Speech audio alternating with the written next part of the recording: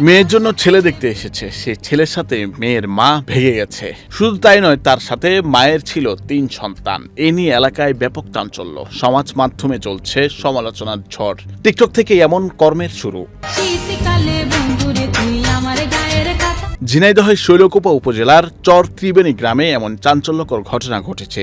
নিজের মেয়ের জন্য পাত্র ঠিক করা সেই যুবকের সঙ্গে শেষমেশ উধাও হয়ে গেছেন 3 সন্তানের জননী রিমি খাতুন।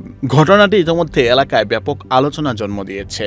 হবজামার সাথে সেই শাশুড়ি চলে গিয়েছে, মেয়েদের যার সাথে সে শাশুড়ি চলে যাচ্ছে তার সাথে। জানা যায় প্রায় 17 বছর আগে পারিবারিকভাবে রাশেদ আলীর সাথে রিমি খাতুনের বিয়ে হয়। তাদের দাম্পত্য জীবনে 3টি সন্তান রয়েছে। পেশায় গাড়ি চালক হওয়ায় জীবিকার তাগিদে রাশেদ আলীকে অধিকাংশ সময় বাড়ির বাইরে থাকতে হতো।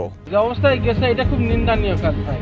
ছেলে একসময় বিদেশ থেকে অনেক টাকা পয়সা নিয়ে চলে গেছে, বাচ্চা যদি ফিরে আসুক, এবং সেও গরিব মানুষ, আসলে গরিব মানুষ। প্রায় 1 বছর আগে সামাজিক যোগাযোগ মাধ্যম টিকটকের মাধ্যমে পার্বতীপুর গ্রামের যুবক মামুন হোসেনের সঙ্গে পরিচয় হয় রিমির। নিজেকে সেনাবাহিনীর সদস্য পরিচয় দেওয়া ওই যুবকের সঙ্গে ধীরে ধীরে ঘনিষ্ঠতা তৈরি হয় বলে অভিযোগ রয়েছে।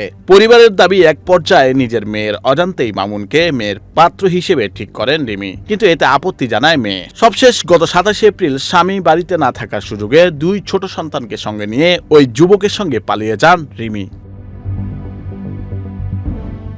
নওয়াল আফসার, বৈশাখী সংবাদ।